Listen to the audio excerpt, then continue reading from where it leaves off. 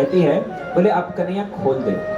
बोले देख, आज तक मैंने केवल मात्र बांधना ही सीखा, मैंने किसी को खोलना सीखा नहीं। और कन्हैया वहीं उसी के घर में उसको बंदी छोड़ करके वहां से भाग जाते हैं। ऐसे घर घर जाकर के कृष्ण ने कितनी सारी गोपियों को ठगा। किसी के यहाँ माखन खाया तो किसी को माखन खिलाया, किसी के यहाँ मटकी फोड़ी तो किसी के यहाँ क्या क्या चापल्य किया।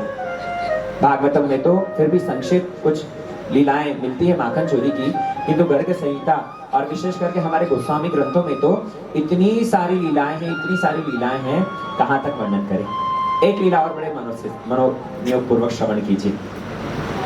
श्री कृष्ण एक समय जब गोपी के घर में माखन चोरी करने गए तो आज इस गोपी ने एक युक्ति लगाई। क्या युक्ति लगाई कि माखन तो हर रोज छींके पर टांगती ही हूँ, लेकिन ये कब आकर के खा करके चला जाता है पता नहीं चलता है, और इसका इंतजार भी कब तक करो। इसलिए आज मटकी के साथ में एक घंटी बांध दी। कन्हैया आएगा, माखन की मटकी को हाथ लगाने मात्र से ही घंटी बजेगी और मैं दौड़ी दौड़ी आकर के इसको पकड़ लूंगी। युक्ति करके घंटी बांध दी, माखन छींके पर टंग रहा है।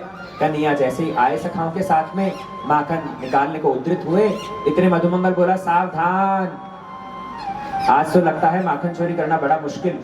बोले क्यों?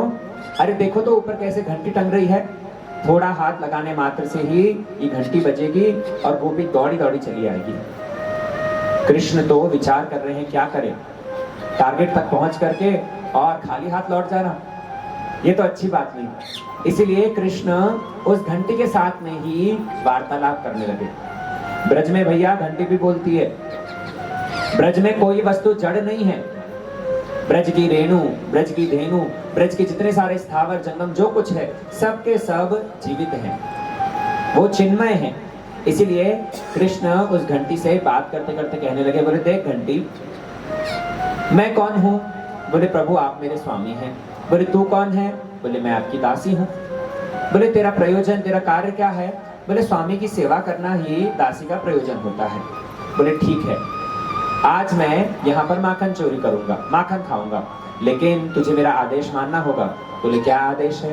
बोले मैं जब माखन खाऊं, मैं जब ऊपर से माखन उतारूं तो शब्द मत करना, बजना मत। बोले ठीक है प्रभु, जैसा आप कहें। ब्रज गोपी ने उस समय पर छिप करके कहीं थी, कृष्ण आएंगे उसको भनक ही नहीं पड़ी, और कन्हैया ने अपने सखाओं को इकट्ठा करके और वो माखन की हांडी से माखन निकालना आरंभ किया। और माखन निकाल रहे हैं, माखन निकाल करके जैसे ही खाया बड़ा सुस्वादु लगा। इतने में नजर पड़ गई पास में और एक मटकी, वो भरी हुई है दूध से, उसके ऊपर भी वैसे ही घंटी बजी है। उससे भी कृष्ण ने साठ गांठ करके कहा शब्द मत करना। बोले ठीक है। कन्हैया वहां दूध के पास में पहुंच करके और जैसे ही निकालने लगे दूध की घड़ा, इतने में हाथ नहीं पहुंच रहा, साथ में लकुटी लेकर घूमते हैं। कृष्ण ने निकाली लकुटी और जोर से मारी, और जो ही जोर से मारी है मटकी में हो गया छेद, और वहां से दूध की धार टपकने लगी।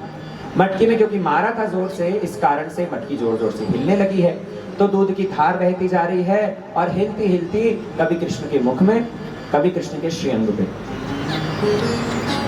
आधे दूध से तो भगवान का उदर पूर्ति हो रही है और आधे दूध से भगवान का अभिषेक हो रहा है।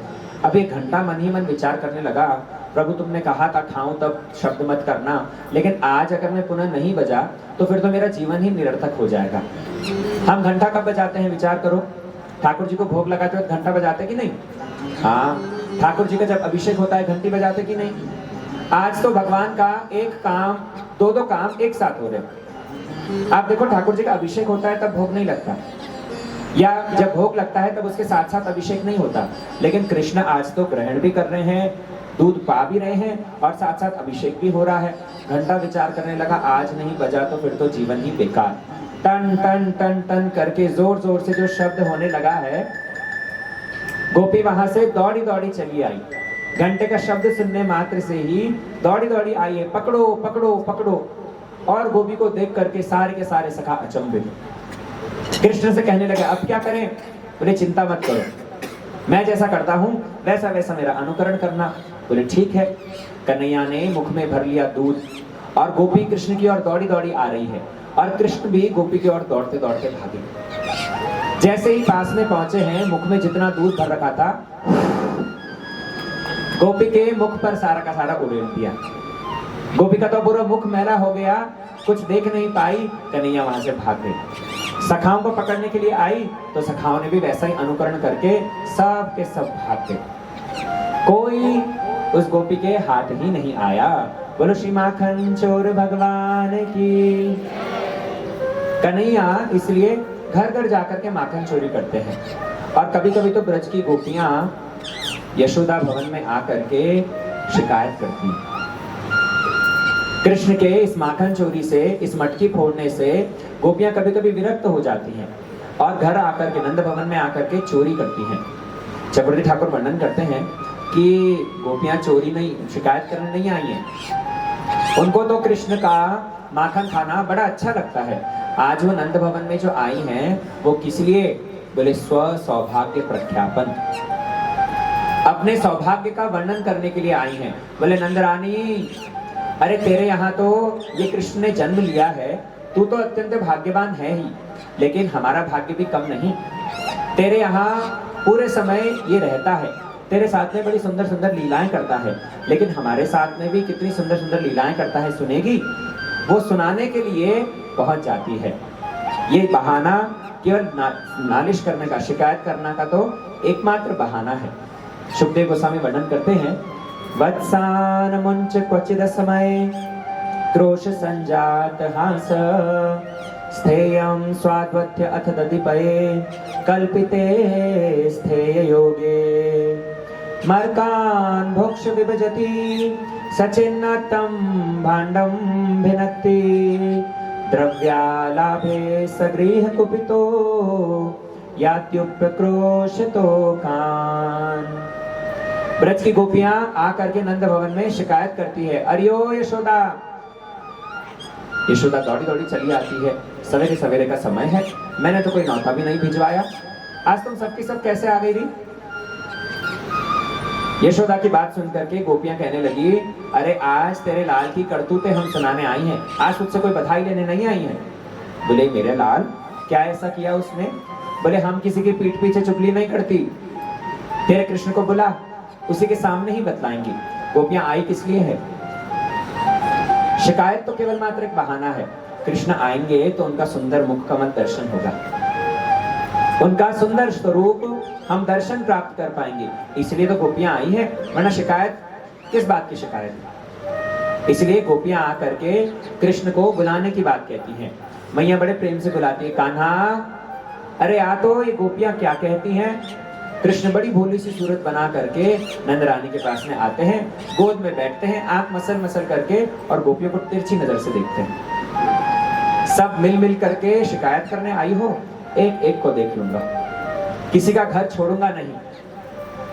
गोपियां भी कृष्ण के उस रूप को देख करके आपस आपस में कहती हैं, बोले देखो बहनों, जितनी देर तक शिकायत करोगी उतनी देर तक ये रूप का दर्शन होगा, इसलिए जो कुछ है जी भर के शिकायत करो। एक गोपी यशोदा को शिकायत करती है, उसको बातों में उलझाती है, और बाकी सारी के सारी कृष्ण के रूप का दर्शन करती है। यशोदा उस गोपी से बतियाने लगती है, बोले बताओ भला क्या किया मेरे लाल ने? गोपी आरंभ करती है, वत्सान मुंच क्वचिद समय। अरे तेरा लाला हमारे घर में आता है और आकर के बछड़ों को खोल देता है। गोपी सुनने मात्र से ही, गोपी की बात सुनने मात्र से ही यशोदा कहने लगी, अरे ग्वाला है ना, ग्वाला है तो बछड़े ही खोलेगा, अच्छी तो बात है। बोले नहीं, क्वचित असमय। अरे दोहन का समय हो उस समय खोल कर दे तब तो मेरा फायदा है, लेकिन असमय में खोल देता है, ये बछड़ा फुदकता फुदकता सब और घूमता फिरता है, भैया का दुग्ध पान कर देता है, कुछ भी हमारे लिए दूध ही नहीं रहता। गोपी कहने लगी, ये तेरे लाला इसे तो बड़ा समझा करके रख, ये घर घर जाकर के यदि इस तरह से बाल्य चापल्य करेगा तो भला आप ब्रज में कैसे रहेंगी? यशोदा कहने लगी, तू इसे डांटती नहीं? बोले डांटा, इसे बहुत फटकार भी लगाई, लेकिन क्या करता है? बोले हंस देता है। क्रोश संजात हास।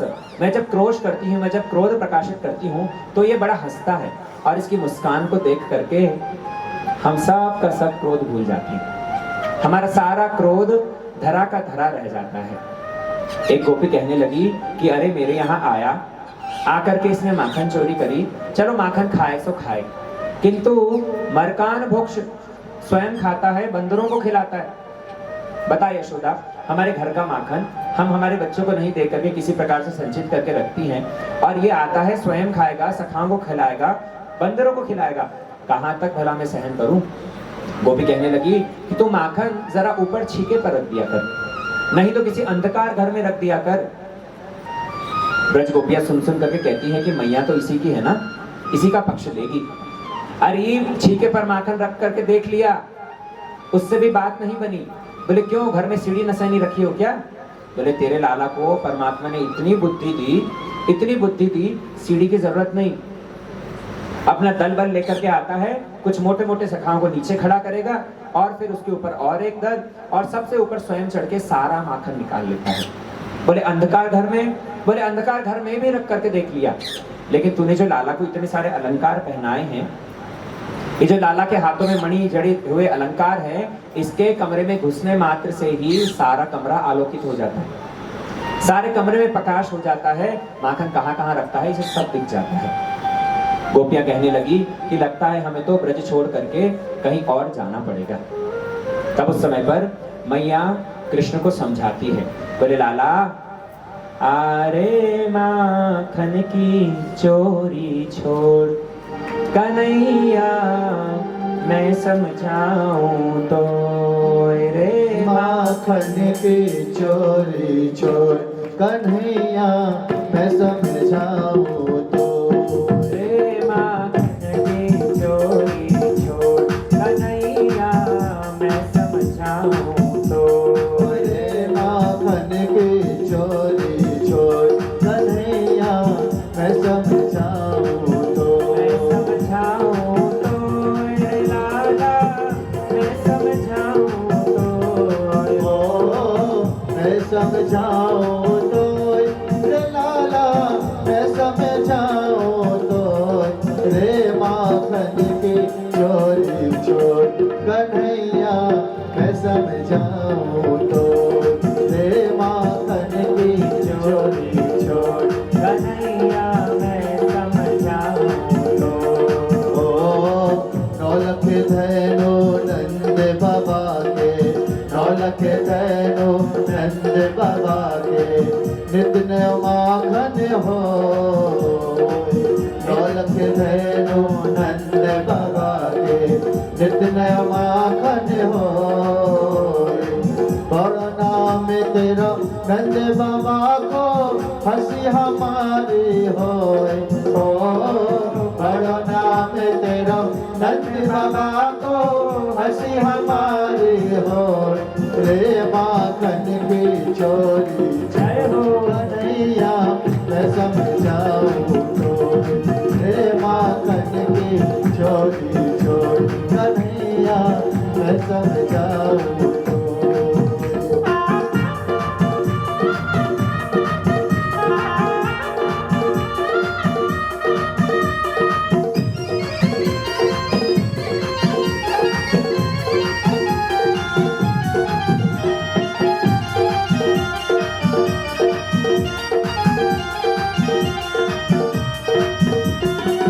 बरसाने तेरी भई सगाई, नित्य चर्चा हो। बरसाने तेरी भई सगाई, नित्य चर्चा हो। बड़े घरन की राज दुलारे, नाम धरेंगे तो हो। बड़े घरन की राज दुलारे, नाम धरेंगे तो रे माखन की चोरी कन्हैया, मैं समझाऊं तो रे माखन की चोरी छोड़ कन्हैया, मैं समझाऊं तो मैं समझाऊं तो कन्हैया, मैं समझाऊं तो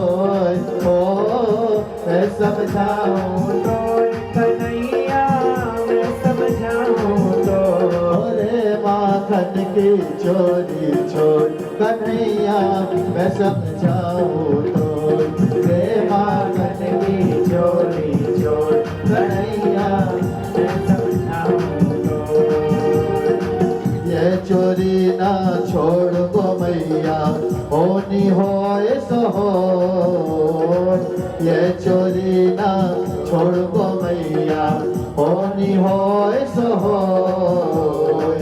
सुरसा में मैया के आगे दियो नयन भर रोय हो, सुरसा में मैया के आगे दियो नयन भर रोय। रे माखन की चोरी छोड़ कन्हैया मैं समझाऊं तो, रे माखन की चोरी छोड़ कन्हैया मैं समझाऊं, मैं समझाऊं तो कन्हैया मैं समझाऊं तो, ओ मैं समझाऊं तो कन्हैया मैं समझाऊं तो। रे माखन की चोरी छोड़ कन्हैया मैं समझाऊं तो, रे माखन की चोरी छोड़ कन्हैया मैं समझाऊं तो, रे माखन की चोरी छोड़ कन्हैया मैं समझाऊं तो, रे माखन की चोरी छोड़ कन्हैया मैं समझाऊं तो, कन्हैया मैं समझाऊं तो, कन्हैया मैं समझाऊं तो। मक्खन चोर भगवान की जय हो। जोर से बोला, बोले श्री मक्खन चोर भगवान की जय। जय श्री राधे। हाँ देखो, हम लोग 7 दिन तक कथा सुनेंगे, लेकिन नियम है ऐसे नहीं कथा सुने और पल्लू झाड़े और यहीं से गए। नियम है कथा से कुछ लेकर के जानी चाहिए। अभी प्रश्न होता है कथा से क्या लेकर के जाए, ये भागवत का सार क्या है। जब श्री सुखदेव गोस्वामी ये भागवत को प्रारंभ करते हैं, वो ठाकुर जी का नाम से प्रारंभ किया, और जब भागवत को विश्राम देते हैं ना, वो ठाकुर जी का नाम से विश्राम दिया। इसका मतलब है अगर हमने पूरी ये भागवत को 7 दिन तक सुने, भागवत से